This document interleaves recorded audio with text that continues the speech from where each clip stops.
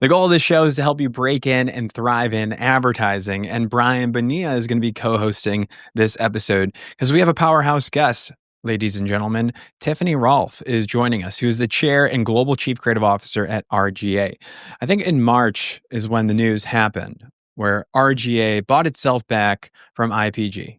Private equity backed by TrueLink Capital, Tiffany now is part owner of this company, and it is an established agency. But today, they are calling it a creative innovation company focused on brand and experience. So what does this mean? What is the next chapter of RGA? Well, we have the one and only Tiffany Rolfe to talk about that this episode. And of course, we get into how she broke into this business, her best advice for the next generation, but this is a must listen. If you like what you hear, please give us 5 stars on Apple Podcasts, leave a review. Now on with the show. This is the Breaking and Entering Advertising Podcast, and as usual, I'm your accomplice, Gino Schellenberger. Kick it, Ellie.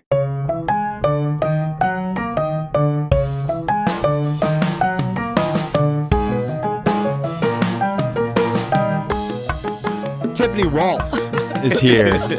My Chicago accent's really coming through there.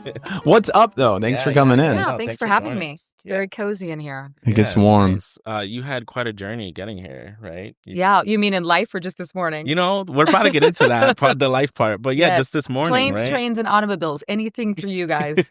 Appreciate it. Ferry. And a ferry, I was about to say. A ferry. Yeah. Yeah. A ferry, a train, a bus, Uber. Incredible. Thanks for making that journey. What are we going to talk about today? Yeah, no, look, I think me and you, Tiff, we've gotten to know each other for the past few years, and Been through some ups and we've downs. been through a lot together, which is pretty interesting that like now we're on this podcast and like, you know, it's like a visual moment, right? Because I think there's a lot of like conversations, texts, phone calls, right? And we know about that, but I don't think a lot of people know about that side of it, you know?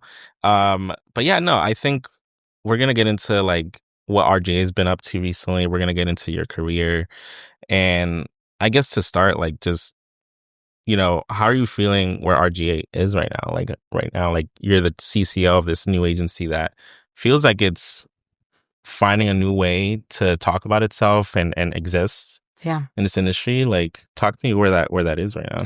I mean, it's exciting. For me, it's always been about reinvention. It's about, and I've been someone that sticks with places for a while. I've only worked at a few places in my life, but I like going on the journeys there. I think it takes digging in, getting to know things, kind of like sticking with a client for a while and being able to work through all the phases of it. There's something really rewarding, I think, when you can kind of go through all the challenges and then come out on the other side. And a lot of it has to do with just the change in the industry. For me, it's always been reinvention through technology, like since I started out.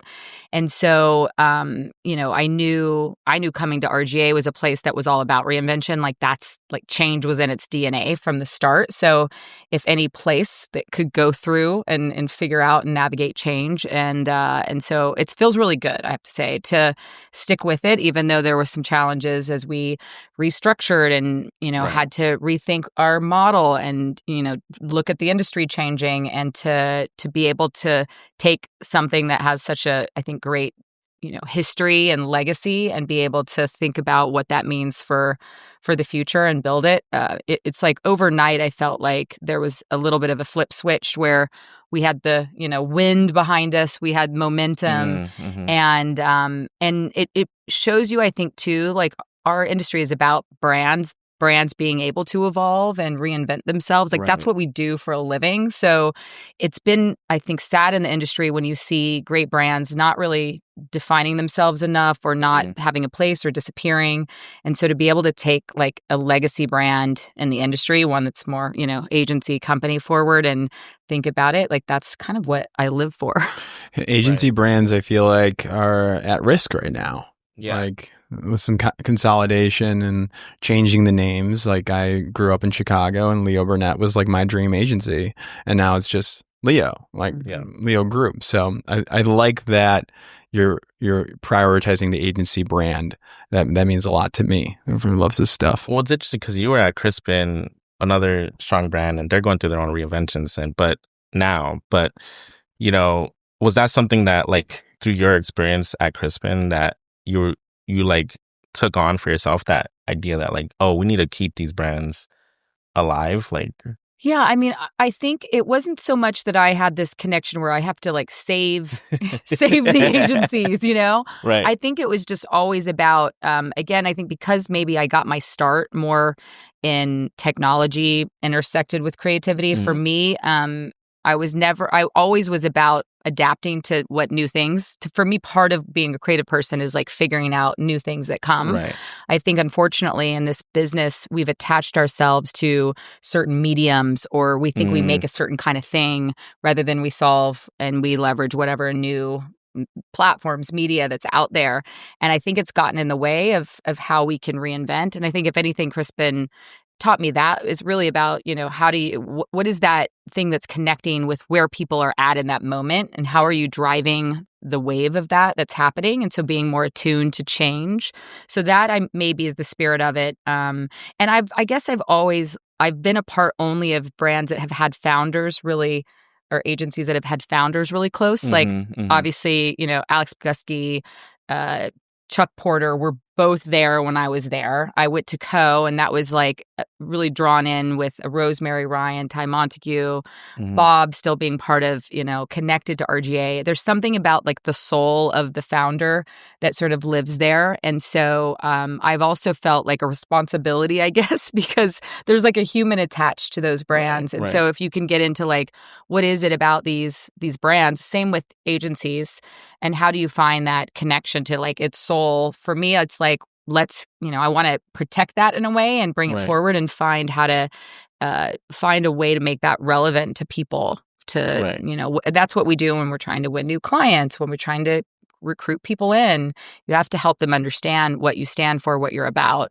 I think we've sort of lost that a little bit. Everything's become a bit commoditized. Our model's been commoditized. Creativity even has been a little bit commoditized. And that's, I think, spells death. We've seen it happen to brands in the past that start forgetting what they're in the business of. You know, you always hear the examples of like the Blockbusters and the Kodaks where they don't really understand the real business that they're in. They think they sell film rather than like saving memories. And it's really hard to then reinvent yourself if you attach yourself to a certain kind of outcome. It's interesting, that founder-led idea. Like I talk about it all the time about like there really aren't like these like founders that are like famous as much as they used to be. You know, I don't know if that's just the industry's changed completely, like where we're not kind of like putting these like founders on a pedestal as much. But it feels important, right? Like it feels like a lot of times the culture comes from these founders, and in a good and bad way sometimes. Sometimes they don't survive once the founders like leave, or it changes completely. You know, were there any like lessons you learned from, you know, at Crispin or even from Bob that like you remember that you like took on for yourself? Any moments that stood out to you early in your career?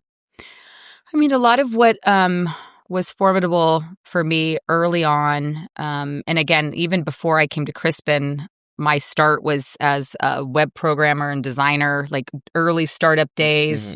Moved to LA from Oklahoma, like did the stereotypical pack my car, I was going to go be famous, which didn't. Well, I mean, I'm on a podcast. Now you're on a podcast, which there's not that many podcasts. The number one advertising podcast in the world, everybody. It's true. It's true. And so one, like just the definition for creativity for me was always connected to innovation and new technology. So that was like, for me, helped me reinvent, I think, myself and not be afraid of change and new tech and all of that. And then I think at Crispin, it was a lot about culture and what is the outcome that you're trying to get to. So instead of, here is a brief, make 2 ads, write this message. The brief was meant to be agnostic, which was kind of nice. It's like, what do you want to have happen in the world? We wrote, you know, notoriously the headlines. Everyone has fake headlines and briefs, which are usually not good, by the way.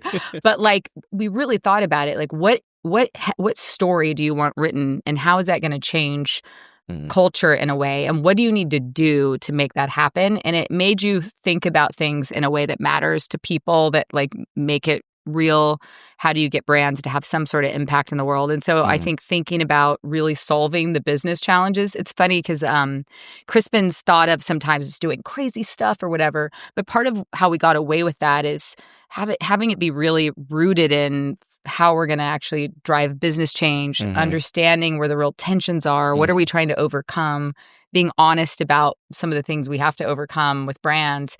And so just, I think, digging into that, it ended up bringing me to which was more one of the first kind of consultancy places, which everyone thought I was crazy to go do. But it helped me think about the business challenges and get deeper with clients. And for me, that's always been, I think, foundational.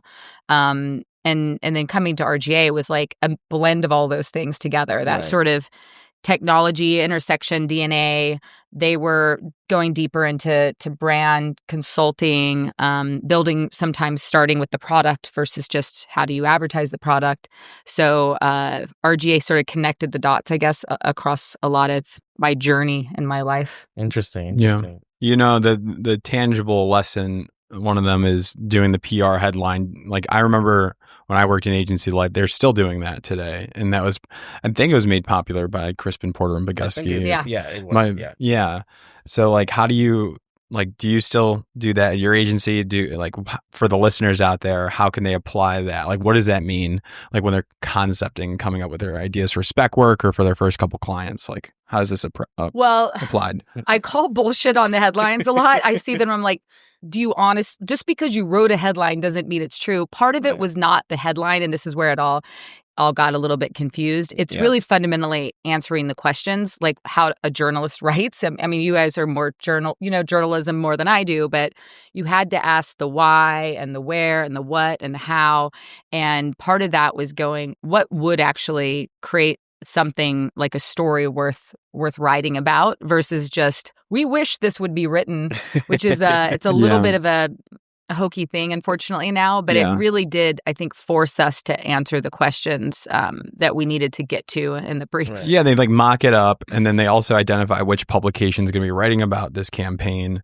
And that also matters too. Like, which beat is this fall into for your brand? Do you want this to be trade news? Do you want this to be like global news? And so I think it's a really good exercise, but you have to identify what is newsworthy about what you're building. Hold yourself to the truth, I think. We used to do that, actually, and for a while, I could probably pull them up somewhere. I actually had some of the headlines we'd written inside and then saw the headlines on the outside. Oh, interesting. I remember there was one, and the headline was better than like what I could have ever hoped for. It was for baby carrots, and we were launching baby carrots into the world, and we decided to launch them like junk food. The whole platform was eat them like junk food. Nice. And we sort of, it was actually there's a lot of similarities to if you look at like Liquid Death and that kind of approach. And I think actually, Andy Pearson, who's at Liquid Death, worked on it. Oh, nice. And it was interesting to see some of the history there. But we wrote something about, baby carrots, like hacks the junk food category or something. And there was this amazing headline in some magazine. It might have been Salon. It actually made it onto the cover of the New York Times with Michelle Obama also.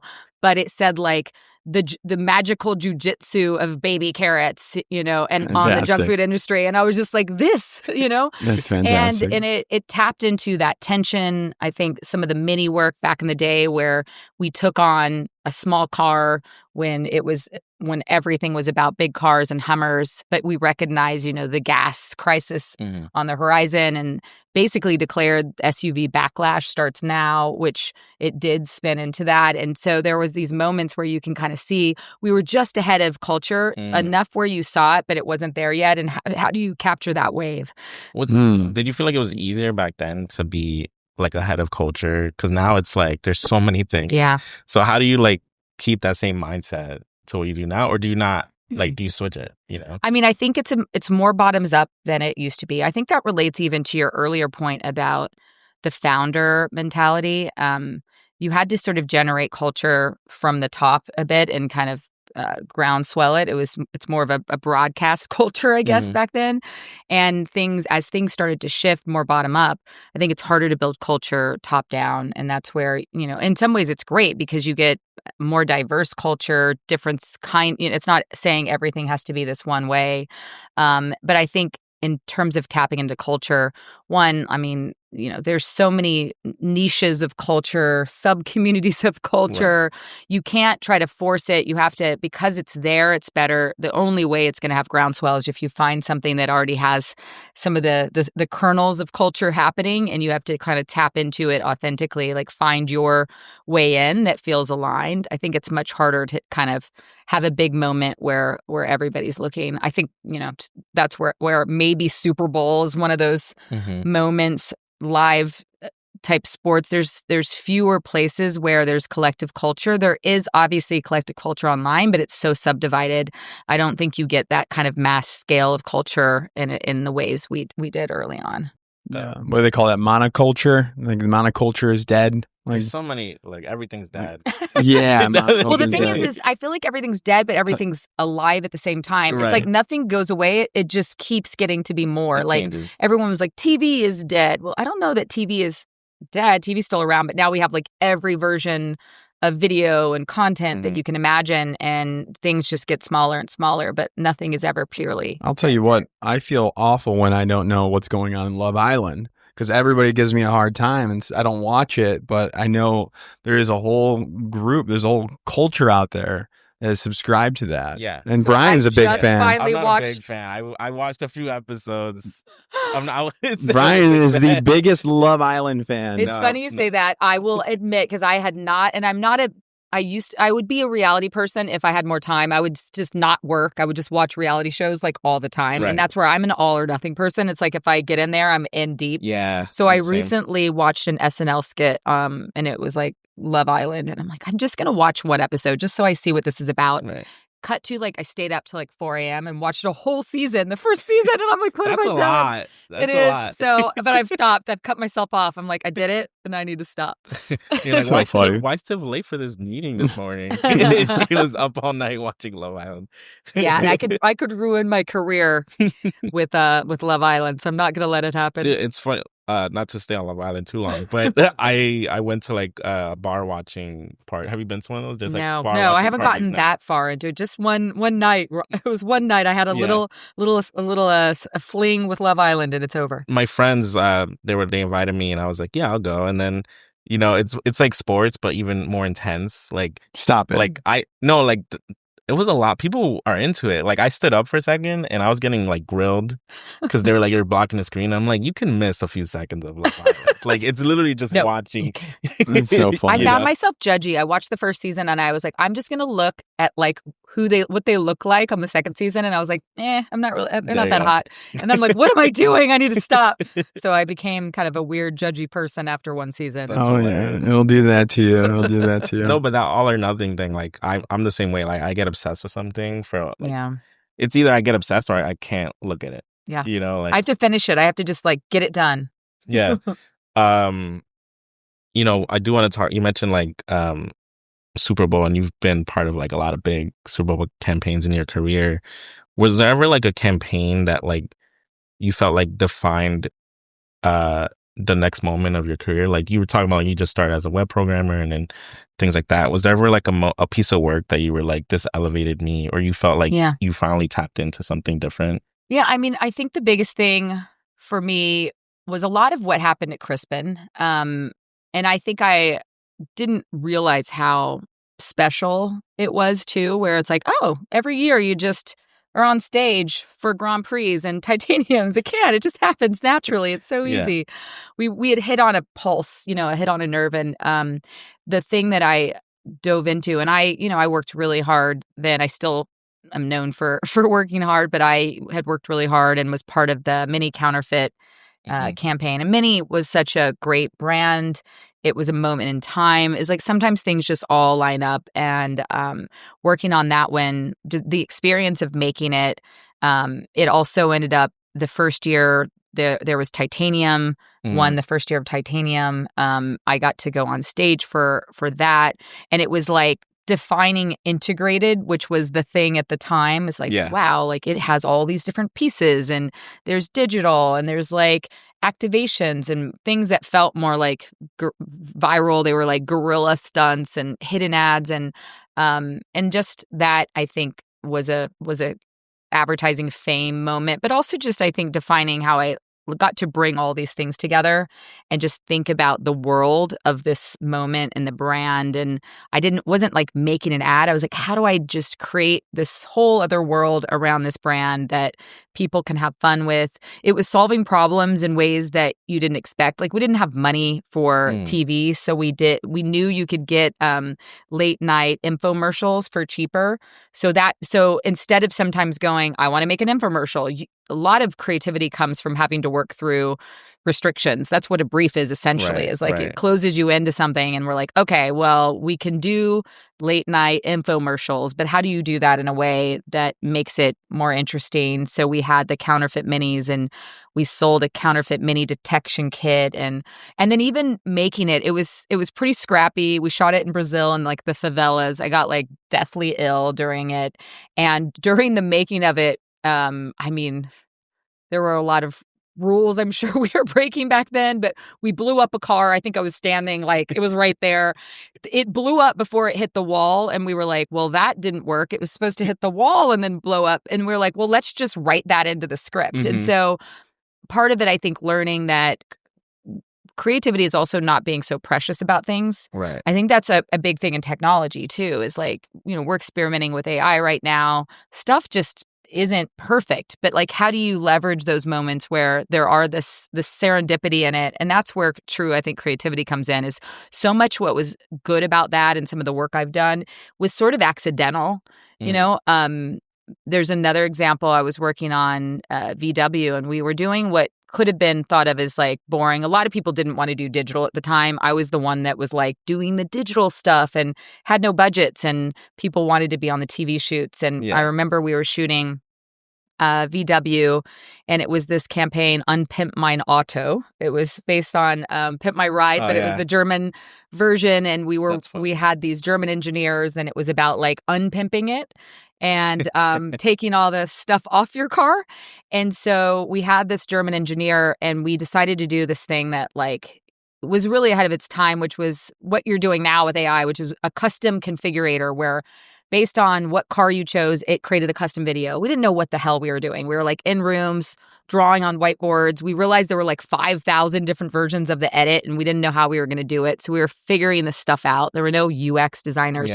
And we recorded it, and the voice jumped around, and she sounded like a robot because you can't piece together a voice like that because we didn't know that. And then we were like, well, what do we do? And we're like, let's make her a robot. So we turned her into like a robot engineer, and that became like the idea. And all of these things that could have been like failures or mistakes, they actually became the pieces that became great about some of the work. And I think keeping that in mind, I think a lot of people want to be precious about stuff. Right. You have to commit to what's on the page, can't change it. And I think so much, especially when you're embracing new tech and new things, you got to like embrace the messiness of it and use creativity, solve it at every stage, Well, I think agencies are definitely under pressure to be like super buttoned up about every step of the process, that I wonder if you're missing those moments of like learning from a mistake or and getting to something better. Right. I think we are. It was more of a partnership. I think it's more complex, there's more and more people involved. There's more at stake. I think all in an effort to not have to worry about investing in the wrong things because budgets are stretched and there's too many different things to go across. We think like having learnings from the past makes us better for the future sometimes. And I don't know that that's always the case. I think there was more opportunity to kind of play and smaller groups of people making some of those decisions. In some ways, it's made us more efficient with budgets, but I do think you lose a little bit of some of those big wow moments and breakthrough moments in culture with brands because everything's a little bit too measured at times, I would say. Right. Mm-hmm. So I was curious then, so how did you get your first job in advertising? How did you break in? So what did you study? What was that moment when you realized you want to make ads for a living? How did you do it? Yeah. Well, I didn't know about advertising in Oklahoma. That was for sure. There's not a thing there. As a kid, I was always into creativity, but I was also a bit entrepreneurial. I always, say I had like the best lemonade stands in the neighborhood and made signs and always was trying it. I was poor, so I was like hustling for money all the time, finding ways to so there was always this blend of, I think, creativity and the business side. My mom was more of an artist, my grandmother, but my dad was like a serial entrepreneur. We like moved around a lot. So I had this sort of blend. And so when I came to LA, when I wanted to dip into the entertainment world, I actually fell into creative and a little bit of marketing. My neighbor was an MIT grad starting an internet company. And this is dating me, but this is like... Oh, an internet company. Yeah. Wow. This is mid-90s, 1995-ish. And I was like, I'll join. I had given up a scholarship to OU, Oklahoma University, for engineering. I had a scholarship. I literally decided, I said no to my suite mate in my college dorm and decided to move and give up a scholarship. My parents were like, I don't know what you're doing, but hopefully you'll figure it out. Dude, that's a hard sell. Wait, Yeah. you're leaving undergrad, or you had the choice to go? I had the choice to go into OU. And then I was like, I don't even want to live here. What am I doing? And so I moved to LA. And why LA? You said entertainment. What did you want to do? Well, see, what was your vision? My cousin, funny enough, who I wasn't like that close to, but she was on soap operas. She was on All My Children. Right. She was like a kid actress. And I had a little bit of the acting bug, and I was in embarrassingly, I was in pageants as a kid. I was Little Miss Oklahoma, which is funny because I'm so not a pageant person. I don't like doing hair and getting too dressy. But I definitely thought I would maybe go and pursue that. And I actually tried out when I was a kid to be Punky Brewster. I don't know if you remember that show. No clue. It was a good 80s show. Soleil Moon Frye. Watch it. It's probably making a comeback on TikTok right now. I'm sure it'll be back. It'll be back. Yeah. And so I went out to LA and I ended up actually working as an intern on the dating show Singled Out. Okay. For a little bit. I was on the show Singled Out, so that evidence No does way. exist online. There's some footage. We gotta find What out. is this show? What is This Singled Out. It's What a is dating it? show with Jenny McCarthy, who's become famous for different reasons. And you basically, someone tried to win a date with you. Like someone actually tried to. There's a similar show that's kind of like that, right? Yeah. I don't know. There's a lot of You were on it? I was on it, yeah. Did you, was it successful? Someone won a date with me, and I went on a date with the guy. So that's kind of crazy, right? Did it work out? It worked out for one night. Okay. For sure. It was fine. He was a nice guy. But no love. It's not where I met Dave or anything like that. Mm-hmm. So anyways, it was kind of random in that my neighbor was coming from MIT, starting an internet company. It was the boom at the time. Right. Yeah. He was getting into doing some websites for entertainment. I just joined as like an office assistant, and I taught myself basically a lot of things on the computer. I was the one buying equipment, setting up the T1 lines, which no one had T1 lines at the time. That was like pre-high speed when it was like dial-up. And so I had like access to high-speed internet. Nice. And then I leveraged some of my creative skills to help them with their websites for Disney, all the Disney Pictures websites. We ended up doing Pixar, Bugs Life website. I presented when I was 19 to Steve Jobs. No way. Doing creative for Very a cool. website. Were you nervous? Well, he was away from Apple. It was when he got fired from Apple, and he was at Pixar. So he was still Steve Jobs, but you're kind of like, whatever, dude, he got fired, Little did I know. Yeah. But no, he was, and I've told this story, and it's kind of embarrassing, but we presented an idea for Bugs Life website, and we had this concept, which I actually would say it's a good concept today, but I get why he didn't like it. And you take over, since it was about bugs, we wanted to freeze the screen of your computer and have the characters pop up behind your folders and say that you had a virus. Oh, that's the funny. bugs. I like that. It's great. And you were like, what's happening? But he was like, just show my movie. Like, you're not you're not here to like come up with a new idea. Like, I want to see the characters big, and you're like, cut to show the product. And if you think about his marketing, very product focused. So I did learn some lessons there, but I still think it was a good idea. That's a good idea. I like that. Interesting. So I got my start kind of entertainment marketing, but through web design. Ended up starting a web company with some people pre going to school. This was, again, still early 90s. Bought some domain names. So early on, people weren't sure if .com was going to be the name forever of a website. I bought lots of different domains because people were selling them at a time. You could like buy Disney.com and like sell it to Disney. Smart. I missed out on those, but I did buy soap.com. And so I made like 30 grand on soap.com when I was like 20. Damn. Yeah. So you were just getting you would get any domain at the time, right? Yeah, you just dog.com. All of them. You never knew. So anyways, did that. But I realized as we started to build this internet company and do design, you could get away with, like, I was teaching myself design through HTML at the time, because you couldn't really put big visuals on. So everything was done through coding. You had to it was a background color, a type color, maybe a couple of small images. Everything had to be like under 10K. There wasn't a lot of connection. So I learned how to design through designing websites. And then what I realized is I didn't know much about design.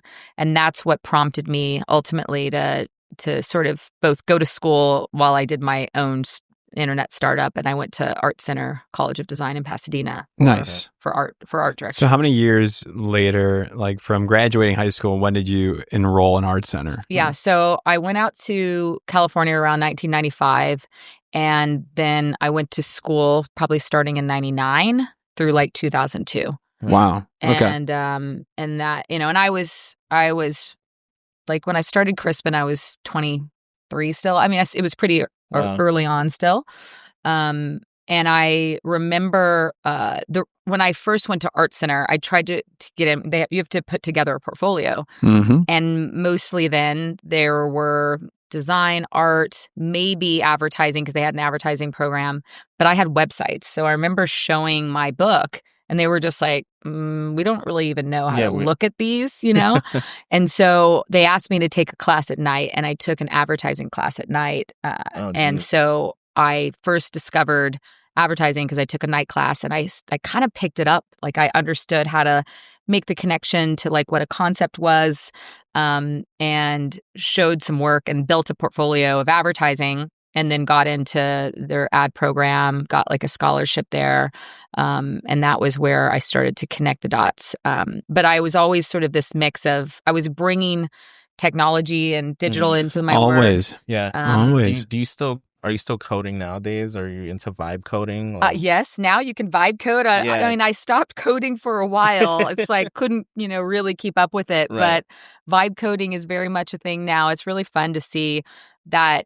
Like, a lot of people that come to RGA, and I think people that are attracted to places like, RGA, is that the intersectionality of our creativity. It's like we want to bring these things together. And so a lot of, you see, strategists that are comping, and designers that are vibe coding, and, coders that are writing. And that, I think, is really awesome to kind of see people flex the different sides of themselves through the tech. Is there anything you have to like watch out for? Like, because I know, like, I forgot, I think it was Jack Dorsey, that's the Twitter co-founder. He created an app, and then I saw he was talking about, he like vibe coded, he created like an app through vibe coding, and he was saying, oh, like there might be some like issues with it still that he's fixing, because like, I think it could leave your whatever you build more open to like vulnerabilities and things like that. Like, I don't know. Well, I'm not building for clients per se. Like when it comes to like people vibe code and like how you judge it, like, do you judge it differently? I mean, for me, than like other stuff, it's less like going, is this good or bad? But what I think it's doing, at least for our culture, and what I think it does in a good way when people embrace these things, is part of, I think, what makes work great is when you can bring different perspectives together. I mean, I think that's always been RGA's strengths, is like the tension between the different backgrounds of like a technologist and a creative person, and the clashing of different perspectives there. And so what it does is it builds like a bridge. It builds a bridge. It's like, dude, I just did this myself. So there's some way to do this. Here's like a prototype this is what I mean, because a lot of times it's like a language thing. It's like, how do I communicate to this other person? True. Yeah. So I think in a way it's been just, it helps things move faster. It helps people understand what's possible and not. So I think it just creates like a communication bridge, and also a little fire under someone's ass too, because it's like, dude, I just made this. I do it all the time. It's really annoying. I'll like be like, hey, I was thinking something like this, and I'll not even go into I'll just use whatever's in Google Slides, and I'll like pop a logo in, and it's like the dumbest logo ever, but it like gets the point across, and it was done in 3 seconds. And so there's something just about being able to communicate, I think, with some of that. Now, people are fully doing it, and I think it enables people that wouldn't have been able to. Obviously, for clients in a certain level that you have to get to, we're not vibe coding for our C-suite kind of clients. But you can build like a prototype for prototypes like are great, pitch, right? That's the only way to really sell through and get clients understanding a lot of these ideas. And I feel like that's been my whole career, has been show them, show, don't tell, like doing versus saying. Like, yes, message is important, but it's really hard when you're trying to show people something that hasn't been done and describe it to them and like write it up in a deck form. We've done it through visuals. Now you can just put something together, show them, and it just shortens the back and forth. So yeah, it's less about efficiency, because that word comes up and I kind of hate that word, but it allows like less, entanglement of understanding, I think. And so you can really quickly pull something together, and you can decide, actually, that's good or that's not good. When you have to confront a real thing, it makes decision-making so much easier and understanding so much easier too.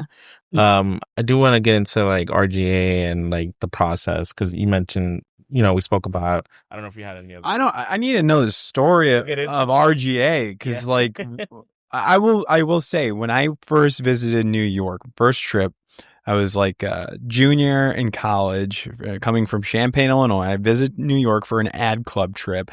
I walk into this office that's RGA, and like the floor was soft. It was like cork. It was quiet in there. It was like LED. I know it might not be the same office, but I remember it being my first New York ad agency I saw back in the day. What year was that? That must have been 2018 or 2019. Okay, so that was our Hudson Yards, the big. Yeah. So it was huge, and I was like, I need to get to New York at some point in my life. Like, people were working. It was so cool. There was like cafe and stuff. And like they put the welcome University of Illinois advertising on. I probably just started. I was probably there. Oh, right. I started at the end of 2018, right at the beginning of 2019. So we probably walked in together. Oh my goodness. Who would have known? You were CCO at that time? Yeah. And then you became global at like 2020? Yeah. Yeah. Who was the CCO then? There wasn't I was the first CCO brought back in after Nick Law left, so there was no one there. Then it was Chloe and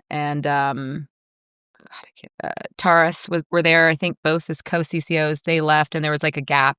So I was brought in. There wasn't a global one, so I was sort of the most senior CCO, and then I became global. So when I walked in there, this is a part of a holding company at that point? IPG, yeah. Okay, so it's IPG then. I need to know that. Yeah, proceed. Tell me the story of what happens from there. Yeah. Do you even know how, like from the beginning? No, Bob. Wild question. Bob Greenberg, right? Yeah, I mean, in a short, condensed one.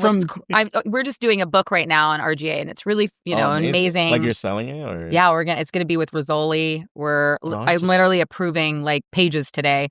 We had to cut some work out that we couldn't get certain clients to approve. So there's parts of the story that will be missing, but it's a pretty amazing story. Love to see it. If you want to come by the office, by the way, you can tour. We have it up on the wall, and you can kind of check it out. Okay. But what was really cool about RGA and how it started is it started as in the entertainment business. So it was bringing technology into film, like special effects, movie intros, like Superman. The flying logos and Alien, Dirty Dancing, Seven, all these sort of famous movie credits, and even special effects were all done by RGA.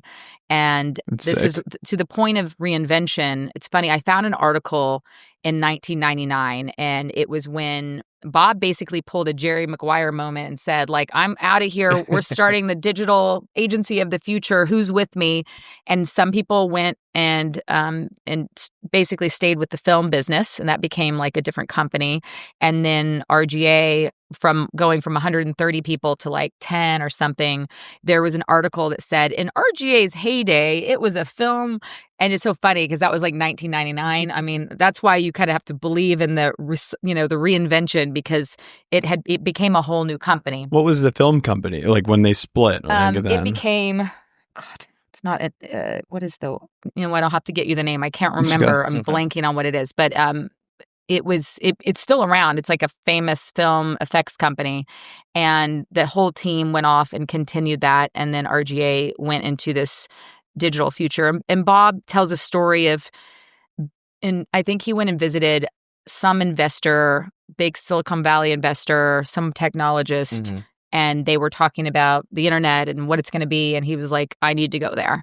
And he took a big risk at leaping, and I think always being ahead of where things were going. And sometimes that is messy when you're the ones trying to lead the way. You're like, am I here too soon? Am I not? And then are you riding that wave of what's next? You have to kind of predict the future. He always says he's good at predicting the future. We talk to Bob, every couple of weeks, and it's always fun to hear Bob predictions. Where's he at? He still comes to our exec meetings bi-weekly. Robin and I have a monthly session with him. He's helping us on the book, and we're about to open up our new space in January, and he likes getting involved in the space. So he's around, but he's not like an official. He's more of an emeritus. Yeah, of course. He's very excited about the sale. I think he knew that to really fully reinvent and to go where we needed to go, we had to be out on our own, being able to make the decisions we needed to make, take some risks, make some changes, and not be under the sort of same structure we were in, which was holding us back. So at some point then the company gets acquired by IPG, and that's like when you started there, and then... Way before. That was started... It was quite before, IPG was like... It was first bought like 30 years ago or something. And then a company it was called True North, which is funny because True Link is who we're with now. But True North bought RGA, and then IPG bought True North. Right. I think FCB was part of that whole thing. And so they had been with the holding company until three-ish months ago. Yeah, I had to learn when I was writing about your sale. I had to like go into the depths of like, who owned what and what, and it's like you forget, like like all these like acquisitions happen, and like a lot of lore. There's a lot of lore. Sorry. I don't know. I just wanted to get an understanding of buying it back. Like, what's the purpose? What's the process? Like, what's the vision behind it? What does it mean? Just the stuff you probably already wrote about. No, but like I think like it's good to get into. Like, I think IPG obviously now they're in a whole different process, right? Yeah, that happened in the middle of it all. Yeah, so like, oh wow, I don't know. Walk me through like. Yeah, I'll talk a little bit about the journey. What was happening at the time? Like, when did the journey really start? And how was that? Sorry, process? I'm a little scratchy today. You want water? Yeah, let me get a little water. Maybe you can cut out some of that. Yeah, you're good. Of course, we're crushing it right now. It's also it's 12:05 right now. Yeah, I don't know what time you need to do. I just have to make one text really quick. Yeah. And then I'm good to come on, as I said. Okay, we should have like a segment in between these, like like water segment, like a water talk. No, do you want to do do you want to do like rapid questions at the end? Yeah, I think after this story here, we'll do some fun stuff like what's your superpower, and then industry hot take, and then maybe like a Mount Rushmore people you've worked with or you would want to work with in advertising. Cool. Some fun stuff like that. You can navigate this conversation here. You can take the lead on this, and I'll do the fun stuff. Cool. Action. Yeah. Action. So it was quite a bit of a journey. I mean, it goes back further in that we knew as a lot of change was happening in the industry, part of the thing that makes RGA special is being able to like jump ahead, like invest in where things are going, take some risks on, we're going to double down over here. We might need to build a team that doesn't necessarily align with where we are. And that in the state of the industry, it had become much more challenging to have any sort of oxygen leeway to be able to do some of those things. They're not up to you. You have to get approval to do all of those things. And, there's so much pressure on the industry to like make your margins, make this every single week, day. And to be an innovation company, it's a very challenging thing to do. Like when we were in the midst of riding the wave of like the last sort of digital wave, there was just so much momentum there that like, okay, you guys just go do what you're going to do. But as things started to shift, we needed to be ahead of that. And we knew where we needed to go, but we weren't really able to do that under the conditions. And so there had been conversations on what's the plan, right? We saw people around us getting merged, getting sold, getting put over here. And so we wanted something to happen, to be honest. It was either I needed to leave and go make change, or like, let's figure out some change. So it wasn't that there had been anything in motion yet, but there had definitely been, there's something that's going to happen. And we weren't exactly sure what it was. We weren't privy to all the different things that were happening, but had some sense. And I had expressed that, hey, I'm on board to, let's do something. Let's try to like move this forward. And so what really ended up happening, though, which was kind of funny, while there were a lot of rumors floating around, there was nothing actually happening at the time. And some people were like, I'm sure there was. It's like nothing was happening. We went to Cannes, which was just over a year ago now. And there were a couple of conversations that happened in Cannes, just like there always are. And I remember arriving the Monday after Cannes. It was like, I just wanted a chill day. It was Cannes week the week before. Just like, oh my God, this week was crazy. Just gonna chill this morning. And I got a call. I think it was from someone from IPG that said the Wall Street Journal said they're going to release an article that RGA is getting sold to Tata. And they have enough proof that it's happening, and you have 1 hour before it's released. And to do what? 1 hour? There was a 1 hour before they put a whole article out. You just have 1 hour. There was a whole thing. It was like... You were dealing behind the scenes too. Wall Street Journal and Ad Age. I knew Wall Street Journal was on it, and we were on it for like for that Cannes week. Yeah, and I think then you reached out too. It was a whole thing. So that was fun. Let's just say. What is that company? Tata. So Tata is like a consultancy. It's a huge, billions of dollars, hundreds of thousands of people. Where's it based? Indian headquarters, but like they're obviously global. But like they started in India, and they're big. They're like and this was not true. It was not true. Okay. I mean, there were like two. Were there conversations?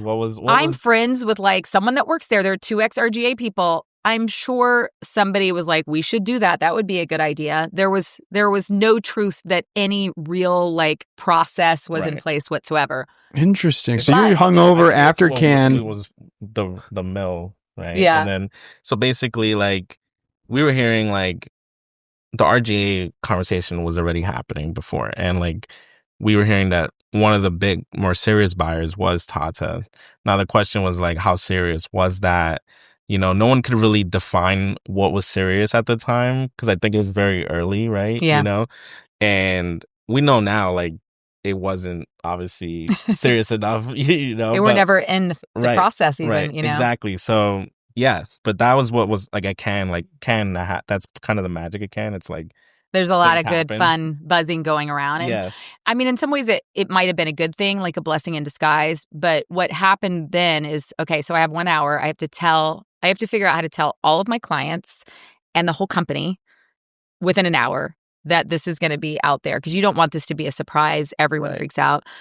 And we also were like, well, something like this could happen. So we can't be like, this would never happen. Right. So figuring out the right way to... I love that stuff. Internal comms. That's what I used to do. Internal comms. I love that stuff. So yeah, we had to like... Mass we email. decided to just be very transparent. We're like, listen, a lot of conversations happen. We know the state of the industry. These are happening all the time. But we can look you in the eye and say, there's no official process happening. This is truly a rumor. But we can't lie and say that something like this couldn't happen. And we actually think it might be a good thing. Oh, there you go. Oh, so you didn't lie. So we didn't lie. So we let it be out in the open. Okay. Kind of it's a good lesson never to lie, everybody. It's tempting sometimes. Did that free you up in any way? It totally did. Because I imagine operating in quiet is a little different than like when everyone's like, well, they're looking. Well, it's both. It frees you up, but also puts a lot of burden, and it puts a timer on it. Right. So there were two things that it did. Like one, it started the process. And funny enough, Tata ended up not being in that process. And it also made it clear. So you had a lot of people in the mix coming our way, which is good. So you at least know. There were a lot of restrictions around who could or couldn't buy us. Like we were not going to be sold to another holding company. We were not going to be sold to media companies. So there was a lot, Who was putting those parameters? IPG can decide who they want to sell. Right. Got it. They had to agree. Yeah. In the Wall Street Journal article, did it launch? So within it went the out, Yeah. It and was then like- Ad Age dropped right it was alongside. Like 10 minutes apart. Oh my! And what did it say? That it was Tata was was it was like they have like official word that this is like seriously going to happen. Okay. Yeah. Which wasn't true. Yeah. Was not true. Well, so it was more like, I think we focused more on like the sale of it all, and then I think Walsh, you probably focused more on the Tata of it all. Yeah. Right. And Breaking Entering did not cover that. I just want to let you know. Thank you. Thank you for waiting for the truth to come out. So that started the process. Now, the good and bad is the good is we could be like, hey, everybody, this is now happening, and we're meeting with some folks, and we're going to do this. And and it also, I think, what we realize is, one, clients weren't freaked out by it. They were like, okay, keep us posted. Don't sell to them or whatever, Right. And our people were like, well, this is something. Like, this is interesting. Like, this could be kind of cool. Like, something new is going to happen. But the other side of it is there was now a lot of interest and it was out. And so you have like a ticker going down, like, when is this going to happen? And, we had a longer process because it was out in the open, like Huge, for instance. No one knew about them. So theirs was like more sort of quiet underground. Ours was like the public one, and everyone was talking about it. People were calling me, it was coming from all sides. But it allowed us to, I think, go through the process, have a lot of different options. Like I said, we kissed a lot of frogs before we found our prince. Learn, it took 10 months. And this is a job on top of a job.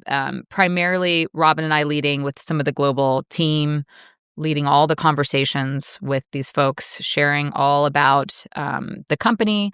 What it does is it makes you get really focused on what your business is. You have to understand your business in and out. You have to go through every line item of clients that you have. You have to show them what your vision is for the future. Luckily, we had that ready. We just needed to be able to activate it. What are you going to be in 3 years? How is that going to be positioned? So it sharpens you really quickly on what you actually need to be and why you need investment to do that.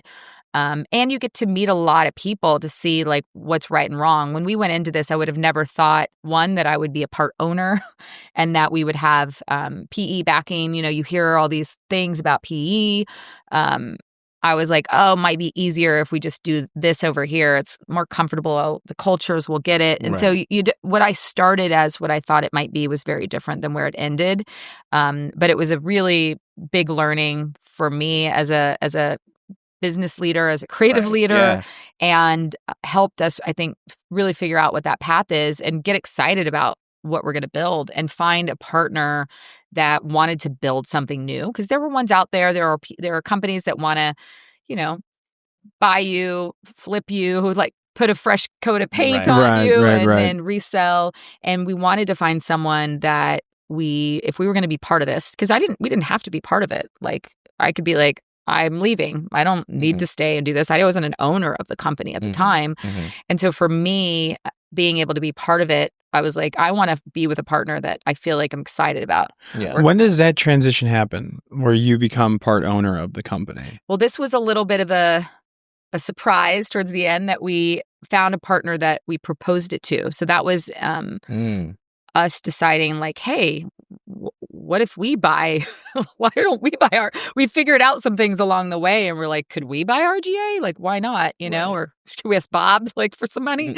And it was like kind of a crazy notion, but we started to learn like how that worked. And so we found a partner that was a different kind of PE firm, small, new fund.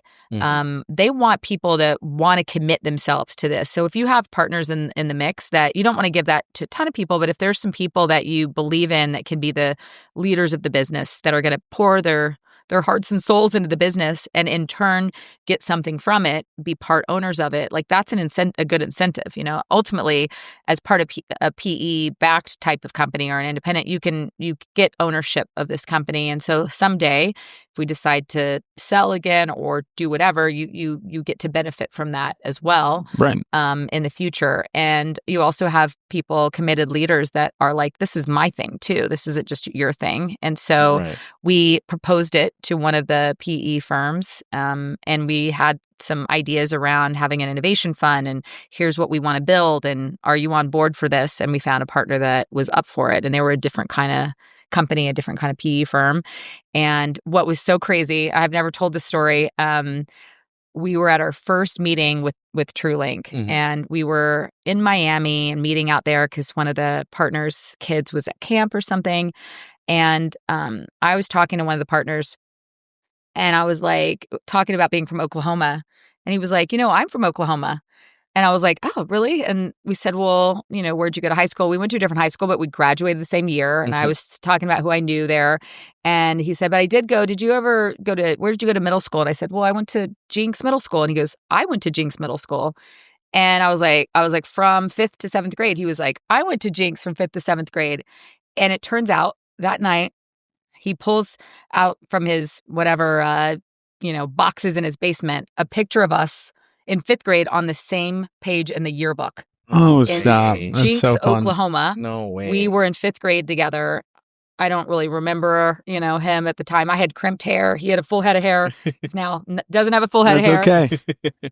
And we were in 5th grade together. And then the other partner was Canadian, and Robin, the CEO, my partner, is Canadian. And there was just something where we're like, this is too weird, and had a good connection. And it felt like this is, we knew we were going to be leading this on our own. And we needed them to trust us, but we knew we needed a good relationship. We wanted people that would help us get to the next level, who's going to be believing in what we want to do, wants to build something new, is excited about the future of what we can build. And then our people that we just want to be around. Because that was the thing, is you meet a lot of people, you go to dinner with a lot of people, and you're like, do I want to have dinners with these people for the next, years of my life or not? Yeah, that's important. How many PE firms are just in general like suitors? I mean, did you meet with? There were so many that ones we didn't even meet with, but probably 12 to 15. Okay. Meetings? Yeah. Not even like real intense meetings. There were other calls. Like, honestly, it was in the dozens, Okay. Or tens. And they were not allowed to be other holding companies? Is that? I don't think, well, you couldn't sell it? Yeah, no holding companies, no media, because they obviously are still a holding company, want to not have a competitive set. Right. So if we were going to go somewhere else and compete against them, that wouldn't be a good thing. So no holding company is no other like media. Big media companies. And so what does that leave you with? Independent kind of creative networks. Yeah, it leaves some bigger tech consultancy type things. Yeah. It leaves PE.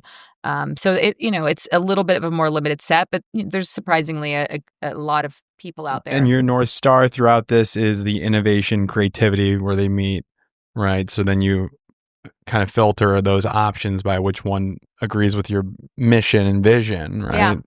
Do they agree with the mission, vision? Do they want to build what's next? Which means we need to, do some change. We need to have someone that's going to back us, invest in where we need to go next. Do they have anything that can help support that in what they're building? Yeah. Are there some, mindsets that are aligned there? Did you ever think of like, you mentioned like you could have left. Like, did you ever think about like, this is too much? Like, I could start my own agency, as everyone's doing now. But like, did that ever cross your mind? Oh, this God. is a lot. I mean, every day for sure. And along the way too, you're getting reached out to. I mean, you're in a moment, especially that the other part of being public is you now have to keep people, including yourself, fully motivated for a year to ensure you're having and building client relationships. You're pitching in a time where clients are like, what are you going to be? It was hard, so we get the momentum now, but if there was a moment where it's like, who's going to want to join or do something with you at a time where you're in a little bit of a limbo? So that was challenging. Our people are getting reached out to because they're like, you don't know what's going to happen, and us ourselves. I knew it was happening to my people because people were reaching out to me. And we were just open about it. We're like, this happened, and you think about it. And, when you have a meeting where you're like, oh my God, I could not, I wouldn't stay if that happened.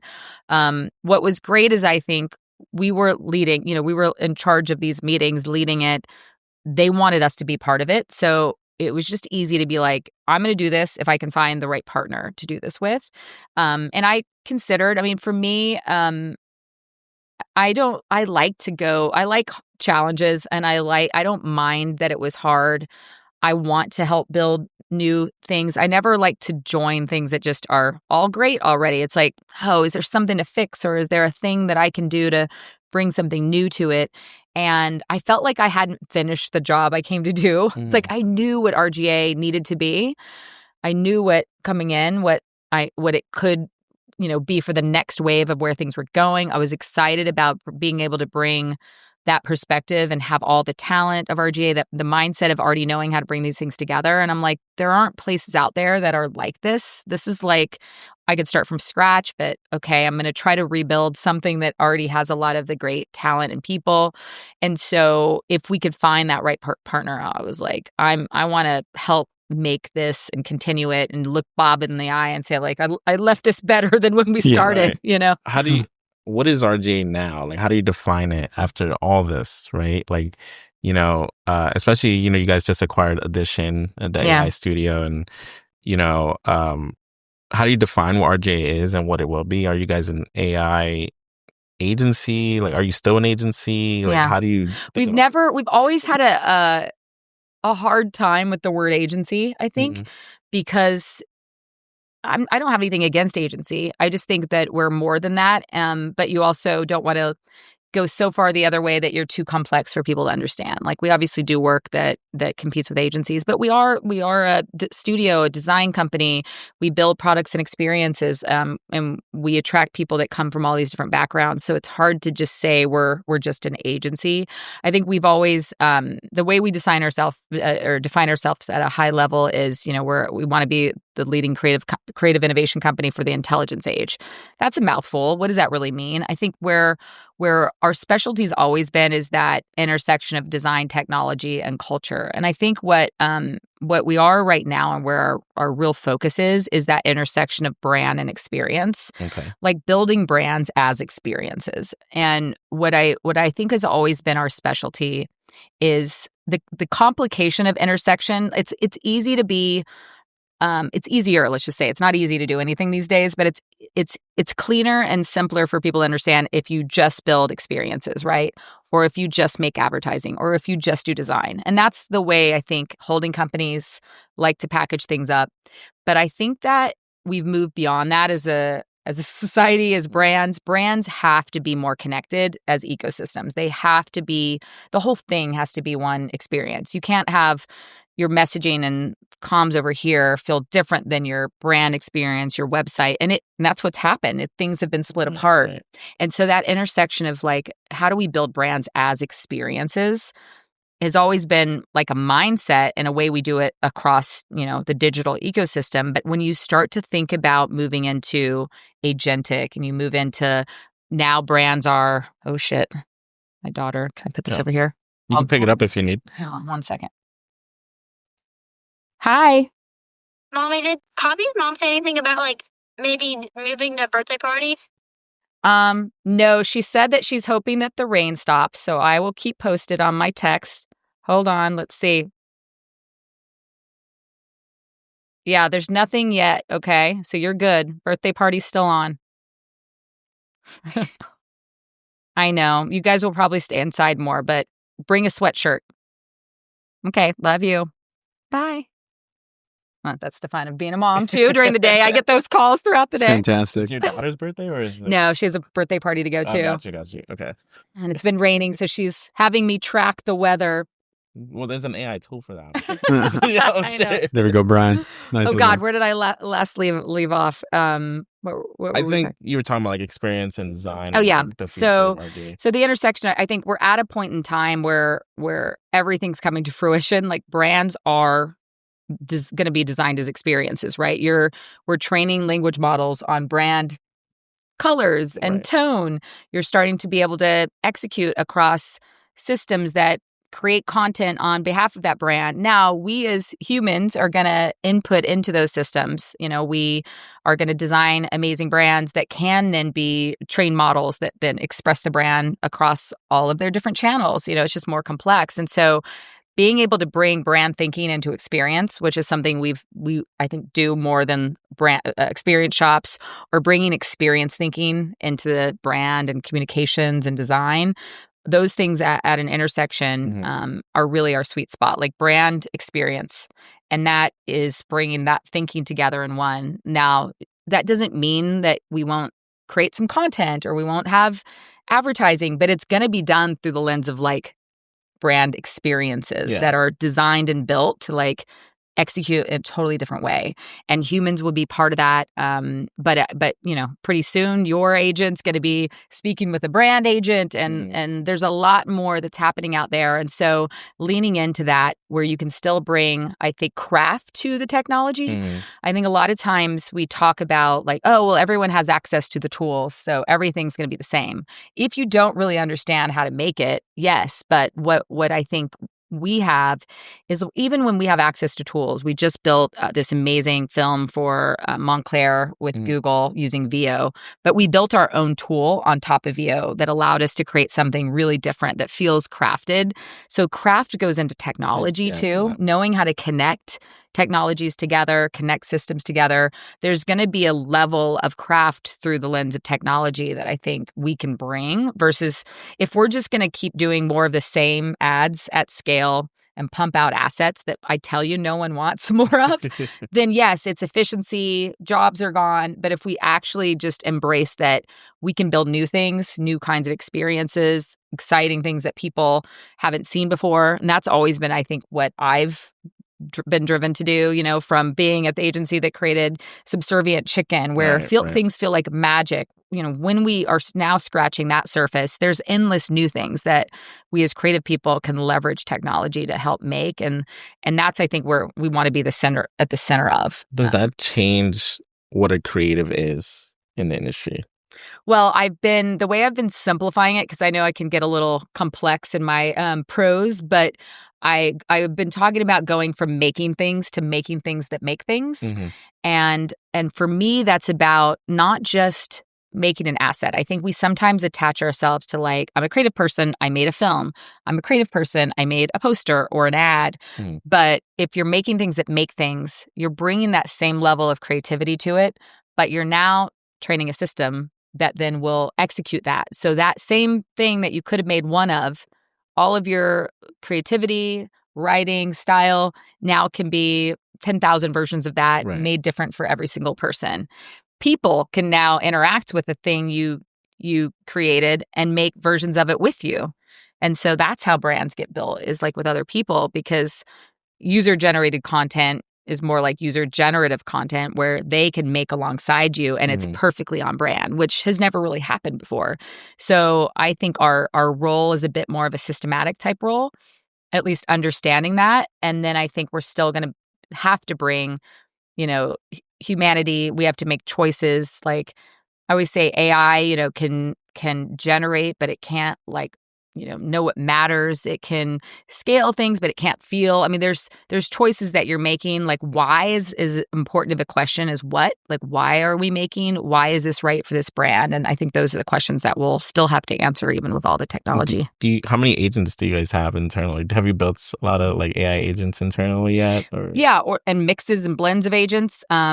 What we've been doing, and this is where I think it's with the technology changing so fast, it's not like there's one tool and you're there's my tool and it's all done. We have some things that are becoming these blueprints that we can use as a base, right? So the tool I mentioned, which we were calling ShotFlow, we're still trying to decide if that's the name, was one we built because we wanted to be able to have many people create this Montclair film together. And by many, I mean 4 people, but they were global.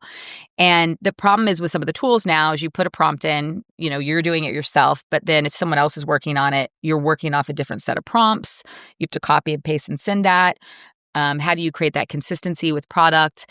And so we built a tool that allows that consistency to happen, prompts to be shared. And so that's a tool that we can now apply to film, to video assets, to sound. So there's that. We just bought, as you know, Audition. They've been since 2021 building all different kinds of agent systems, and we're now leveraging some of those to figure out how can we build different things for different clients. And so we have probably dozens of things to build from. A couple of those will name, package up, launch into the world, but they will always need to be iterated on, because anything that's like locked or closed or attached to one technology, I think today is kind of silly. So, but what it's doing is it's allowing us to, I think, shape work differently than people that just have the base tools. It allows you to move quicker and bring, I think, a different level of creativity and storytelling, which at the end of the day, it's still about great creative. I think the work that we want to do, you want to look at it and be like, this is crafted. This is beautifully designed. Yes, it has technology, but it's not like everything else. And so that, I think, craft level is something we don't want to ever lose. You guys, you're PE back now. And with that came the question of like, are you independent? I know you guys are very proudly claiming your independence. And I think this industry is going through a moment where I think they're trying to define what does independent mean, and these days. And some, I define it as like, if you're majority owned by owners rather than like a specific company, right? Like a holding company, PE or whatever. How do you define it? Do you consider yourself independent in this industry? I mean, I consider ourselves independent because I think for me, it's about having the ability to make the decisions on the path of your brand, your business, where you're going, what you invest in, the kind of shape of the company that you're going to be, that you do, and have investment and ownership in it. So, I wake up every day and I'm like, oh, holy shit, this is my company. My money's in here. My future is in here. The people I care about are in here. I need to figure out what the right decisions are today to help move that forward. And it's different. Like maybe some people don't count it with all PEs. For us, though, it was about finding less of like a PE firm and more a partner at the scale we're at. It would be impossible to do this on our own from an investment and money perspective. Right. When you start out from scratch, you're 5 people, you can kind of scrape together. I think to be able to do what we're doing at the scale that we're at, we needed support. Right. And so, but it was really important to find a partner that is in it to do what they do, which is like give us the backing that we need at times to help us invest in where we need to go, which you would need to do if you went to the bank and got a loan. And also potentially be a partner as we go in a certain direction to help us find ways to bring some of those skill sets and perspectives on businesses and other markets that we probably don't have ourselves. But believe you me, every day I wake up and I'm like, today I have to figure out with my partners how I'm driving this company forward. And I treat every conversation with clients as if, they are like, this is my company. What do I need to do to help you? I will, I'm here for you. And so I feel fiercely independent right now, whether it's defined that way for everybody, but for us, it definitely is. And especially in the context of what we were versus what we are now and what we're able to do. I mean, this is what we needed. And I think, we would have never been able to do that just as individuals, no matter, unless I came from, a rich family, which I did not. You would have ended up in an office like this, and it's awful. Yeah. Maybe we'll move in here with you, save some cash. Oh my goodness. You're more than welcome to stop on by. Do you want to do rapid questions? Yeah. I don't know how much time is left on the camera, so we'll just go through quick. Okay. And please cut out any of my dry, slurpy lip talking so much. All is good. Okay, so if you can have, this is rapid fire, so it's got to be fast. If you can have dinner with anyone dead or alive, who would it be? I don't know why this person, Malcolm Gladwell, just popped into my head. He lives on my street, so I feel like it's very attainable. he puts his bike like down the street, and I like walk past him, and I'm like, why can't I be friends with him? Like, because I love his podcast. Speaking of podcasts, he's a great one. So just that's a low hanging fruit, but also really awesome. Yeah, that done like next week if you want. A career you think you'd be in if it wasn't advertising? Well, I'm a big crime forensic science person. Like I'm like obsessed with, I'm a stereotype of the SNL skit, like the murder. Have you seen there's like a murder show SNL skit. Watch it. I don't know why with certain women we're obsessed with crime shows. So probably like a forensic scientist. I did do pre-med for a bit. When I was trying to figure out if I was going into the advertising business or pre-med. So maybe that. Love that. I was going to throw one in there. Is there a piece of like tech or platform that like is your favorite right now to use personally? Like, I mean, I regularly use all of the, whether it's Gemini and Deep Research, ChatGPT. Like, I don't think I go like a half an hour in my day without leveraging that in some way. That's probably just, consistent. And I have to do some models where it knows me so well now. It's so funny. I asked it, and I know, shit, this was supposed to be quick fire. It's okay. You're good. It's okay. It's okay. You ask it questions and it starts to be like, it knows you. And I'm like, are you saying this because you know who I am? Like, why did you tell me that it won this award? And they're like, yes, I would have told you the best water on the market now is something different if you were a sustainability expert. But I know you love creativity. And I'm like, oh, shit. That's so fantastic. I have to open like secret windows now to get like the truth. And then I have one for like researching like, random moles and things like that. So I've got all different use cases. Okay. Love that. I got other random ones too. What is the favorite city you've pitched in? Ooh. My favorite city I shot in, how about that? Sure. Was in Barcelona, and it was a mini spot, and it was actually, I think, where my husband and I say we fell in love because we shot a mini spot together, and somehow the film got messed up in the canister. This was the olden days where there was still film in the camera, and we got back off the flight, and they had messed up the film, and we had to turn around and shoot again for 2 weeks. So we did all over again. So that long period of time, oh my got gosh, to know my husband well, and now look at that. Remind me where your husband works again. He is at a holding company. Yeah. Imagine that. Yeah. He's head of production across WPP. Yeah. Oh wow. Yeah. Well, maybe we'll have him next. Yeah, you we'll should verify a lot we'll of see if we Wow. should do the dating game version. We should do Wow. couples. Yeah. Power couple. Okay. What is your favorite question to ask someone in an interview to really get to know them? When you're hiring them. I always like to know what else they like to do. Like, I like to see work that doesn't fit within the definition of what they think the role is. Mm-hmm. So I do believe in sort of hybrid mutt type folks and ensuring that people have other curiosities, because I think that means you can be a constant learner, which we have to have in today's world. Got it. And what is always on your desk? A mess. Perfect. I have one more. Even though I don't have a desk, that's always mine. Do you have a favorite? I don't know if you're big on pitch theater. Do you have a favorite pitch theater moment? Oh, I do have one. Okay. The reason it's also my favorite, I have a lot of ones that I personally was in, but what was really meaningful to me is the first day I started at Crispin, Porter Bogusky, I walk in and there's like 1,000 red paper airplanes flown all over the floor, like stuck in the walls, and they were pitching Virgin Atlantic. And part of the pitch theater was they just threw red paper airplanes all around the whole office, and we won it. And that my very first ad was for the retirement of the Concorde for Virgin Atlantic. Stop. Yeah, that's amazing. Mm-hmm. Fantastic. The first day we went to the new office at RGA out in Dock 72, the Concorde was getting repainted on the dock there, and I was like, this is coming full circle. Crazy. Wow. Okay.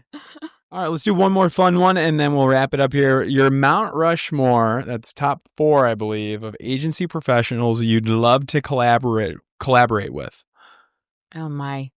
I mean, It has to be like olden time. Why I've you worked so with- sad? So Well, because I've like you're not that old. I know, but I just mean everyone that is great now I kind of am friends with and know. I mean, obviously there's the fake ones like Peggy and Don Draper. I feel like it would be cool to collaborate and just like be in an episode and be like, what would I have been during that time? And you know, the greats, the Bernbachs and the Ogilvies, loved early Volkswagen, Lemon, you know, things that really changed what advertising could be. I also just watched that L'Oreal. Is it Elon? What is her name? I know. I know. She did Because I'm Worth She won It the Because You're Grand. Worth It. And I hadn't seen it yet, and I judged something, and I watched it, and it was a beautiful story. I got a little teary, and that was amazing to be a woman at that time, and just the perspective of like how you could shift a whole approach to marketing that should have been sooner, but that was amazing. Right. So maybe her too. So you got Don, Peggy, David Ogilvy, David Bernbach, and then this last one. Forgot her name. Shit. And It's terrible. See, this is what happens to women in advertising. No, it's fantastic. Cool. This is great. Yeah. Thanks so much, Tiff, for fun. joining us. Thank you so much. I hope I didn't say anything I wasn't supposed to. No, It's we'll too send it to you. It's too late. Ryan with the point. Ryan, you always get more out of me than I wanted.